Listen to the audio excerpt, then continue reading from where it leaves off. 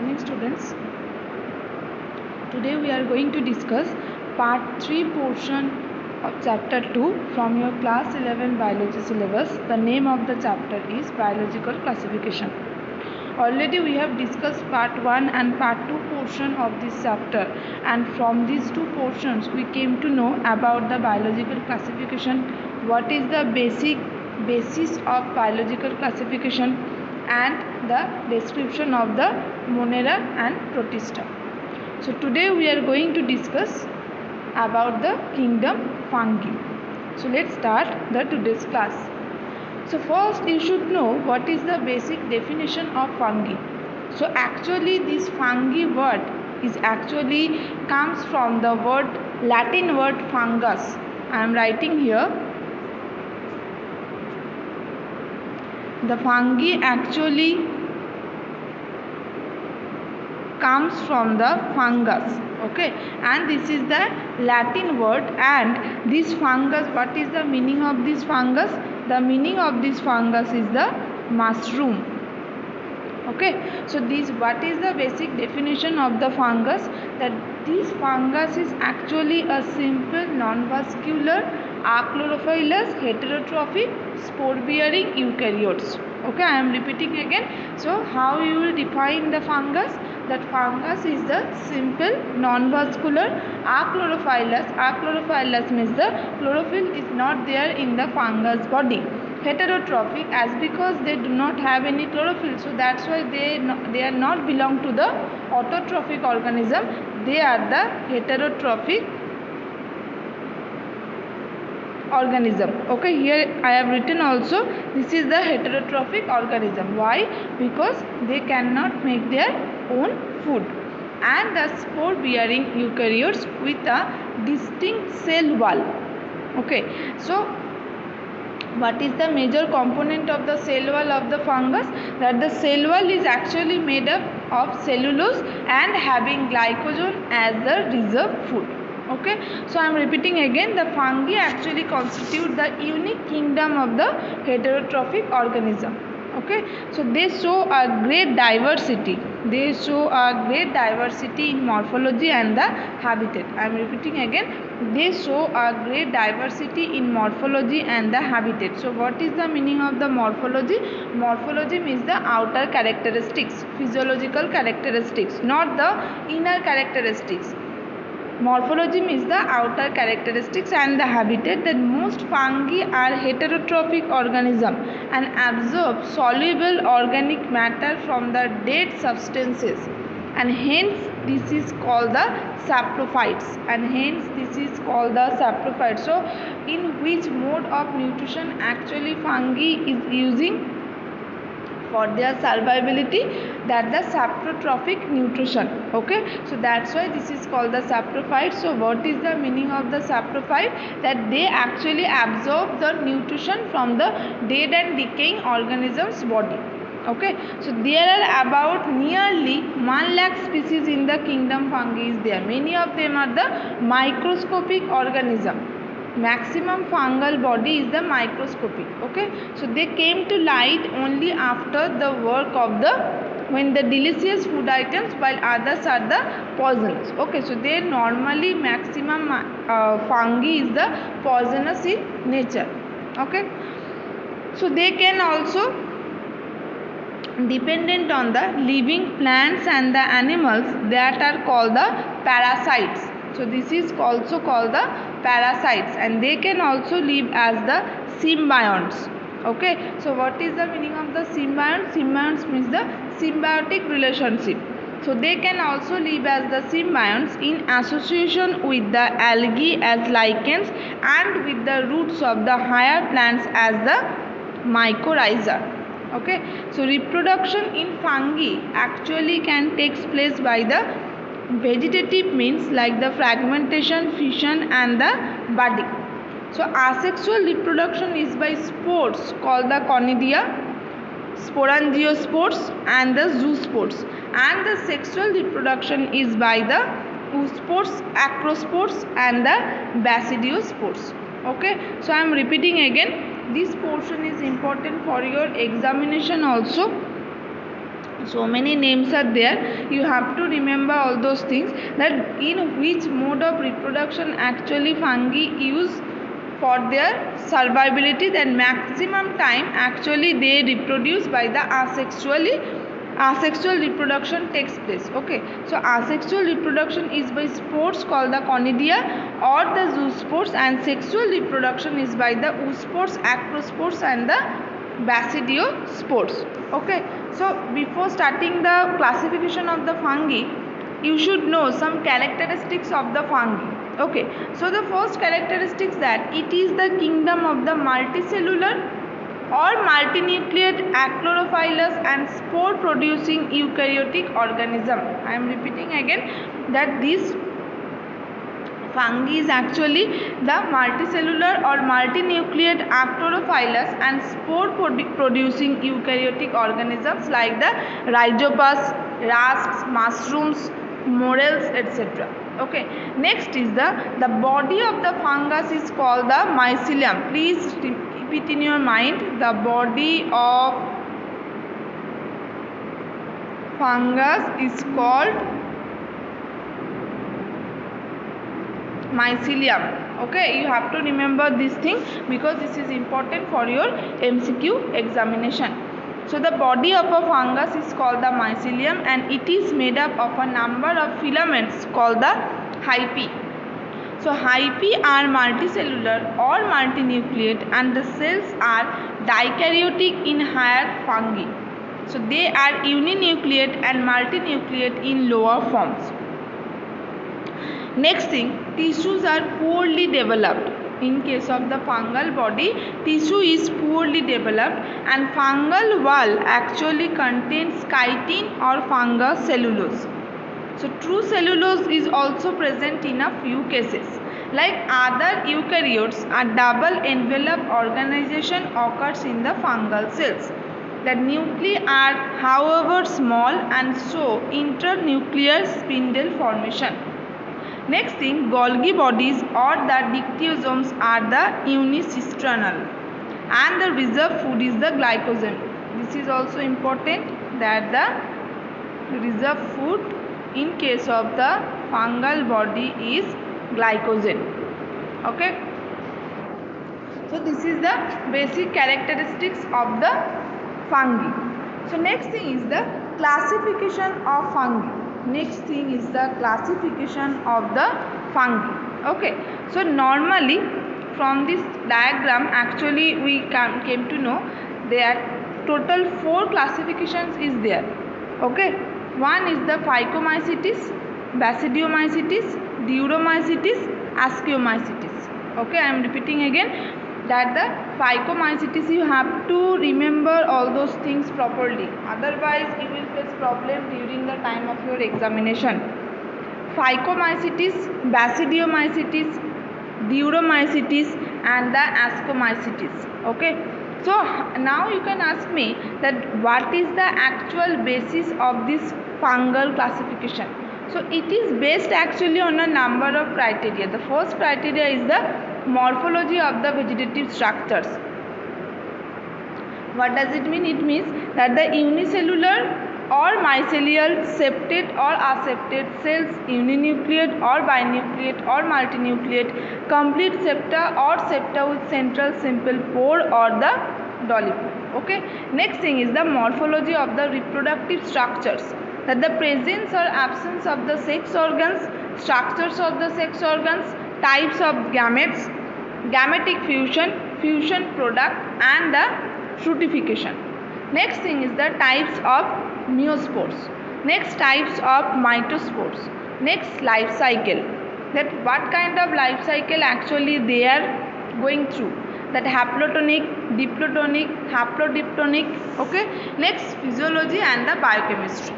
Okay, so based on several characteristics, normally fungi is classified into 4 types. I am repeating again that the Phycomycetes, Basidiomycetes, Diuromycetes and the Ascomycetes. Okay, let's start the discussion about the Phycomycetes. Normally this Phycomycetes, this word is coming from the Greek word phykos,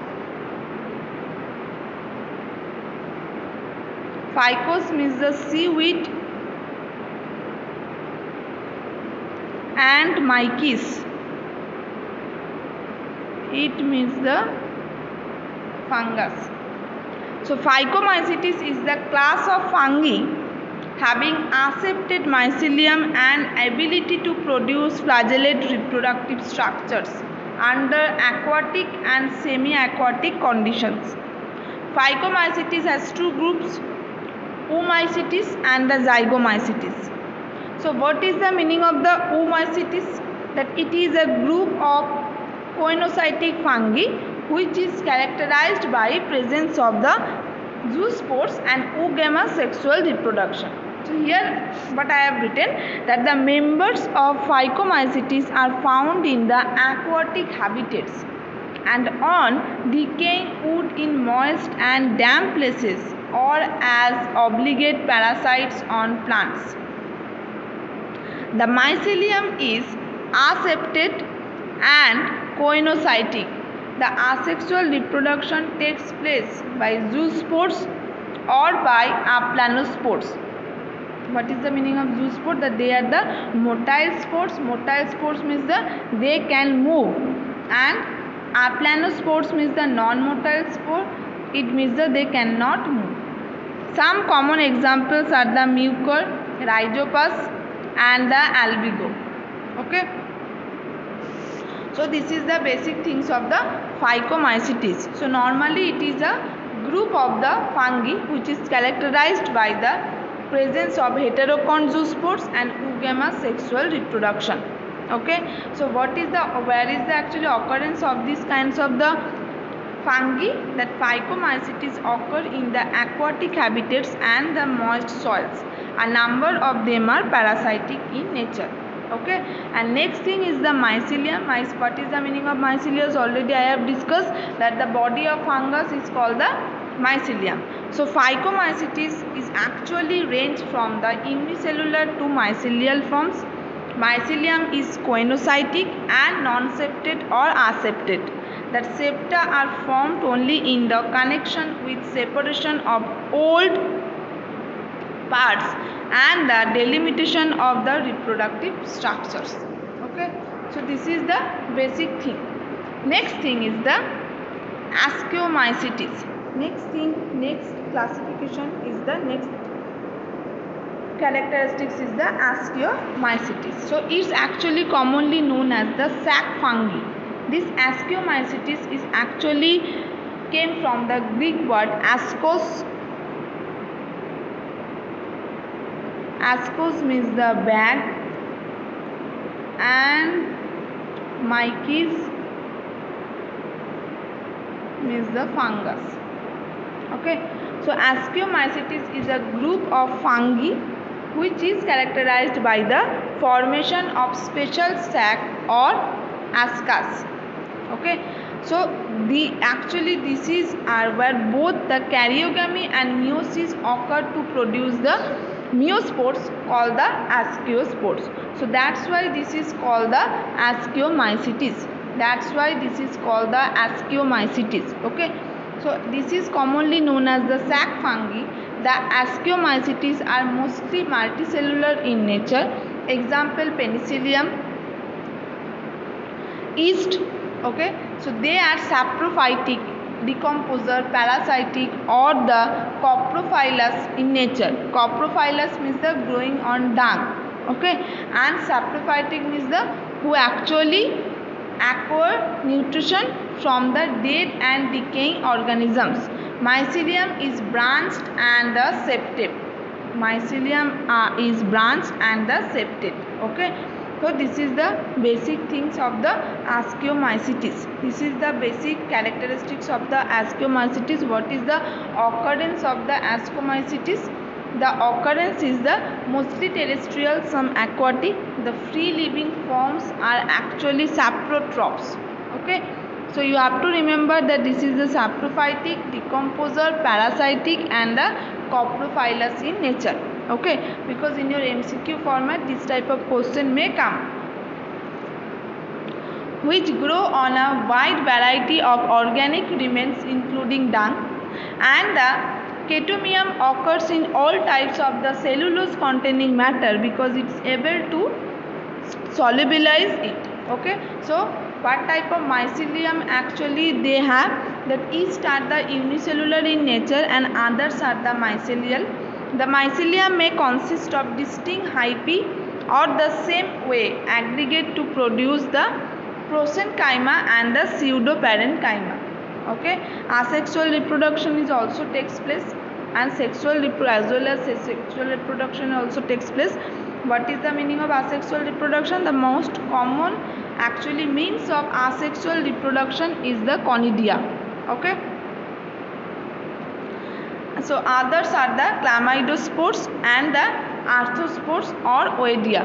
Sexual reproduction, it occurs by the gametangial copulation, gametangial contact, spermization, spermatogamy and autogamy. While male and female sex organs are distinct, they are respectively called the antheridium and the ascogonium. Okay, so this is the basic things of the ascomycetes. So now you can ask me one thing, that ma'am, what is the basic difference between the Phycomycetes and Ascomycetes? So the basic difference between the Phycomycetes and Ascomycetes is that Phycomycetes is actually the hyphae are coenocytic and are septate. Ascomycetes are hyphae are septate with uninucleate or binucleate cells. Phycomycetes is asexual reproduction occurs through zoospores or the sporangiospores, and Ascomycetes asexual reproduction occurs through conidia. A dikaryophase is absent in case of the Phycomycetes, and in case of the Ascomycetes a dikaryophase occurs in the life cycle. And in the Phycomycetes fructification are absent, and in the case of the Ascomycetes fructification called the ascocarps are often present. Okay, next thing is the Basidiomycetes. Next classification is the Basidiomycetes. So it's commonly also called the club fungi. This Basidiomycetes is also called the club fungi. Let's look at the picture. Actually this agaricus fungi is also edible.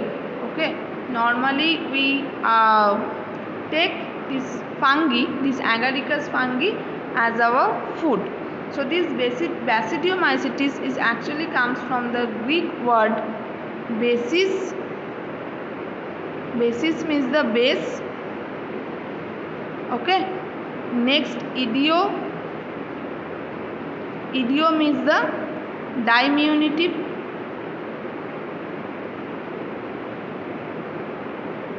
And myx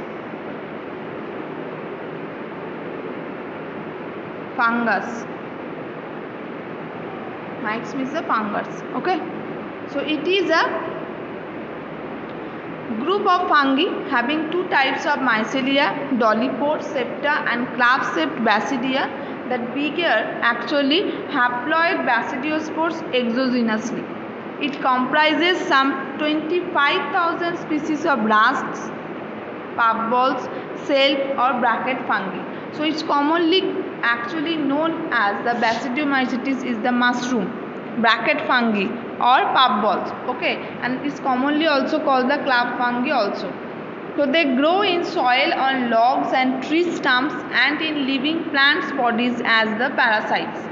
So example, rust and the smuts. The mycelium is branched and septate, and some common members are the agaricus and the Paxinia. Okay, so Paxinia is actually the rust fungus.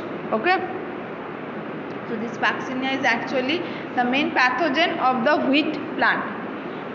So this is the basic things of the Basidiomycetes. So what is the occurrence? That these Basidiomycetes are actually the terrestrial, saprotrophic or parasitic in nature, and saprotrophs are base decomposers of the plant material, as they are able to break down all the organic compound into the inorganic compound, both cellulose and the lignin. Okay, and mycelium, that it's two types, the primary with the monokaryotic cells and secondary with the dikaryotic cell.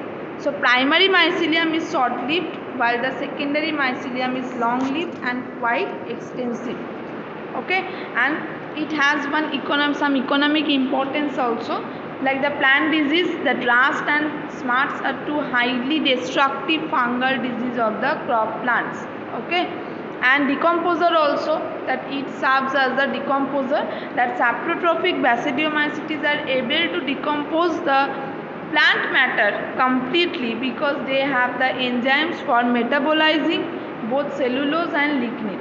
Okay, so this type of things actually we actually found within the Basidiomycetes. The last is the Diuromycetes. The last kingdom is the Diuromycetes. So this is also called the fungi imperfecti. Okay, so this Diuromycetes word comes from the Greek word deuterus, means the second, and myx means the fungus. So this is an artificial group of those fungi which do not have a perfect or sexual stage. It includes some 17,000 species which have affinities mostly with the Ascomycetes. So it's commonly known as the imperfecti fungi because only the asexual or vegetative phases of these fungi are known. Okay, so when the sexual forms of these fungi were discovered, they were moved into classes they rightly belong to. So some members are saprophytes or parasites, while a large number of them are decomposers of the litter and help in mineral cycling. Some examples are Alternaria and the Trichoderma. So what is the occurrence? That these Deuteromycetes are mostly terrestrial, a few are aquatic, and they are commonly saprotrophs. So some are parasites causing disease in plants and animals. And the sexual reproduction not known still now, and asexual reproduction normally occurs through fragmentation, budding, arthrospores, etc. Okay, and mycelium, it falls east. The somatic body is unicellular. Others have a well developed mycelium made of the septate hyphae. So this is the basic things of the Diuromycetes. Okay, and the last one is the lichen. So lichen is the symbiotic association of the algae and fungi.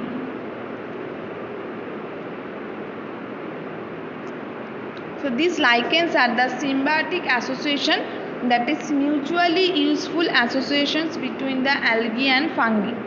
So the algal component is known as phycobiont and the fungal component as the mycobiont. Okay, I am repeating again. The algal component is known as the phycobiont and the fungal component is known as the mycobiont. So which are actually autotrophic and heterotrophic respectively. So algae prepare food for fungi and fungi provide shelter and absorb mineral, nutrients and water for its partner. So close is their association that if one saw a lichen in nature, that one would never imagine that they had two different organisms within. Just look at the structure. This is the lichen. So this is the symbiotic relationship with the algae and the fungi. So lichens are very good pollution indicators. They do not grow in the polluted areas. Okay, so it means where lichen actually grows, that means there in that area there is no pollution. Okay, so this is the basic things of the lichen. So in our next class we will discuss the plant kingdom and the animal kingdom. Okay, so I hope this video will help you a lot for better understanding. But if any queries are there, just ask me immediately in my number, and please go through all the videos properly, because this video will help you a lot for MCQ examination. Okay, because your MCQ examination is knocking your door. So I hope already all of you have gone through this chapter.